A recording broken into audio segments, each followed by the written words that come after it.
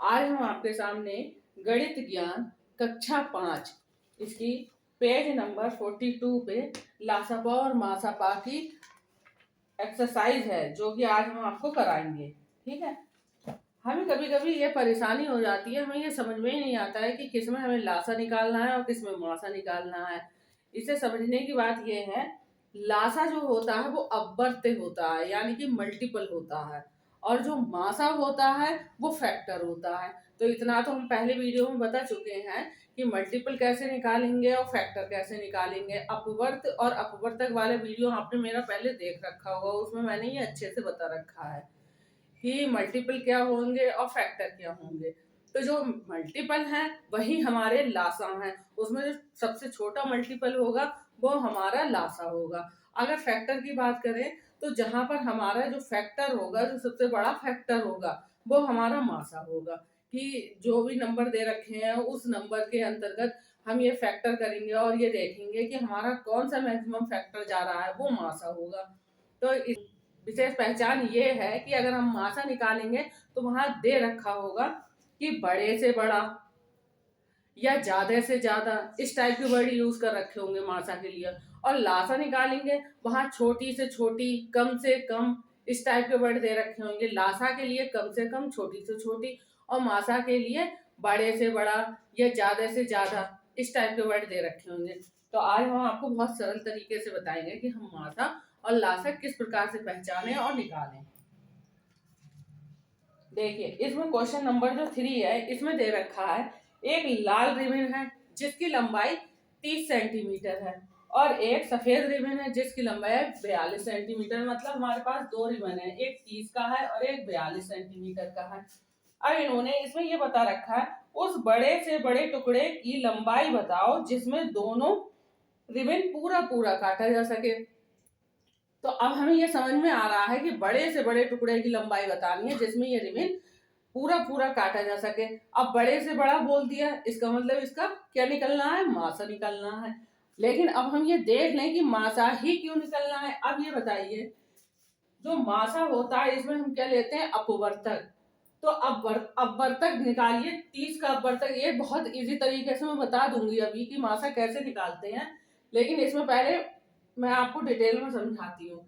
जैसे 30 है, 30 का क्या है, एक से कटेगा, तो एक गुणा, अगर हम यहाँ पर करके देखें तो एक की गुणा अगर हम 30 से करेंगे तो भी हमारा 30 आएगा, दो की हम 15 से करेंगे तो भी हमारा 30 आएगा, तीन की 10 से करेंगे तो भी हमारा 30 आएगा, चार का आएगा नहीं, पांच का, 5 छक्के 30 आएगा। हो गया। अब यही आ गए ये वाले, और ये वाले जो हैं वो हमारे क्या है, फैक्टर हैं। और हमने देख लिया, एक आ रहा है, दो आ रहा है, तीन है, 5 है, 6, 10, 15 और 30 आ रहे हैं। ऐसे हम 42 का देखें, 42 कब कब आएगा, एक की जब हम 42 से करेंगे तो हमारा 42 आएगा, दो की किससे करेंगे, दो दूनी 4, दो एकम 2 यानी कि 21 से करेंगे तो भी 42 आएगा, तीन की किससे करेंगे, तीन एकम 3, 3 चौक 12, 14 से करेंगे तो भी 42 आएगा, 4 में 42 आएगा नहीं, 5 में आएगा नहीं, 6 में 6, 36, 6 सत्ते 42, दोनों कंटिन्यू आ गए, यहाँ भी कंटिन्यू आ गए। यानी ये से पता चल जाता है इसके बाद के नहीं होंगे। यानी एक है, दो है, तीन है, 6 है और 7 है, 14 है, 21 है और 42 है। अब ये हमने उसने क्या बताया था कि 30 सेंटीमीटर और 42 सेंटीमीटर ये दो रिबन लिए थे। अब यहाँ पर देखिए 30 भी हो गया, 42 हो गया, लास्ट हो गया। अब हम ये देखेंगे कि इसमें अपवर्तक कौन सा है।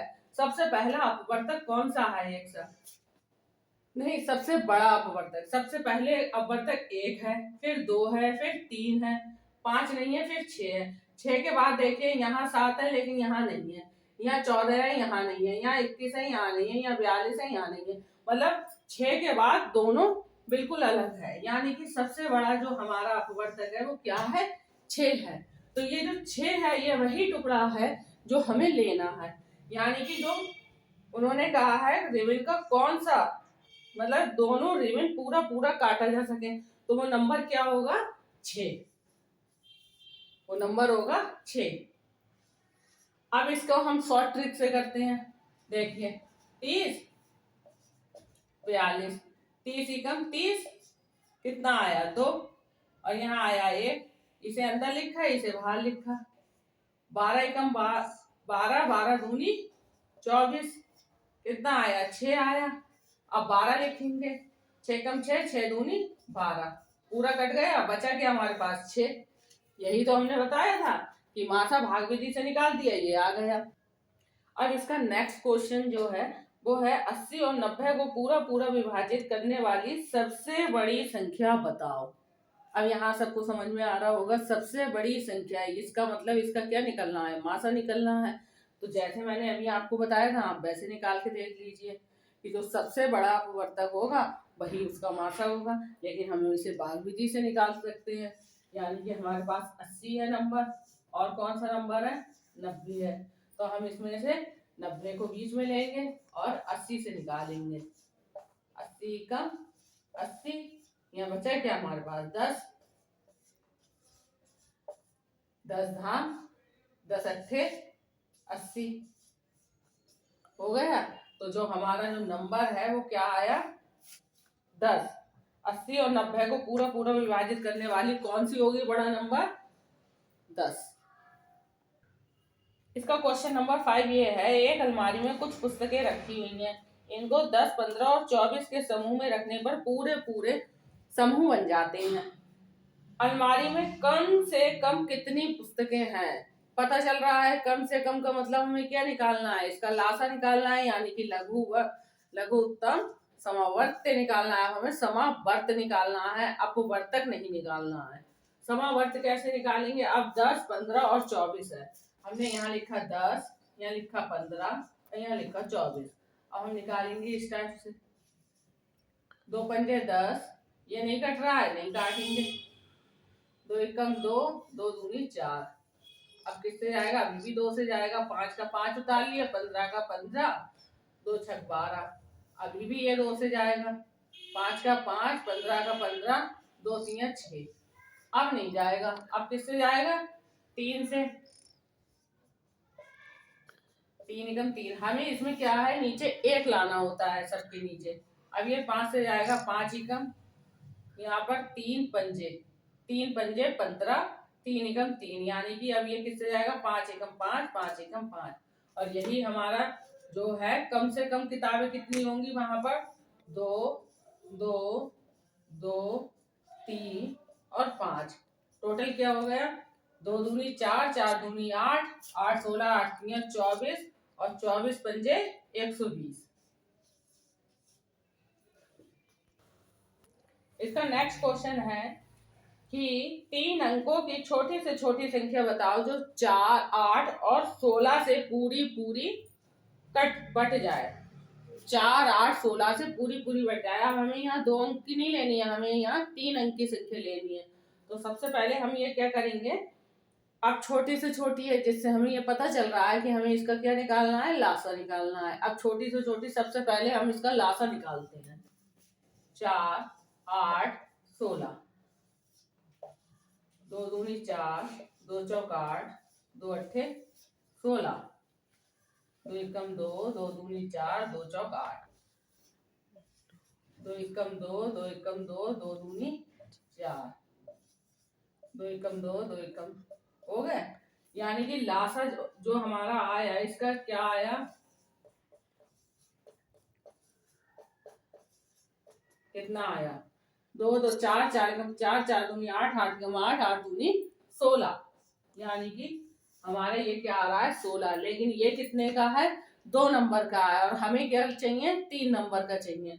तो हम अब ये जो 16 आया है इसकी हम मल्टीप्लाई तब तक पहुंचा दें जब तक कि हमारा 100 से ऊपर का अंक आ जाए। यानी कि 16 पंजे 80, 16 छंग 96, 16 सत्ते 112, यानी कि 16 की मल्टीप्लाई हमने किससे कर दी? 7 से कर दी। तो हमारे ये 3 अंक वाला प्राप्त हो गया। जो ये 3 अंक है, ये जो 112 है, इसे अगर हम देखें तो ये 4 के पहाड़े से भी कट जाएगा, 8 से भी कटेगा, और ये 16 से भी कटेगा। यानी कि जो नंबर है वो कौन सा नंबर होगा? 112 3 अंकों की छोटी से छोटी संख्या। अब इसका 7वां है कि 3 घंटियां हैं, 3 घंटियां 8, 12 और 15 सेकंड के अंतराल पे बज रही हैं। तो वो कह रहे हैं कि कम से कम वो कब तीनों घंटियां एक साथ बजेंगी। तो इसे हम समझ लेते हैं कि कम से कम इसका मतलब क्या निकालना है, इसका लासा निकालना है, यानी कि 8, 12 और 15। 8, 12, 15,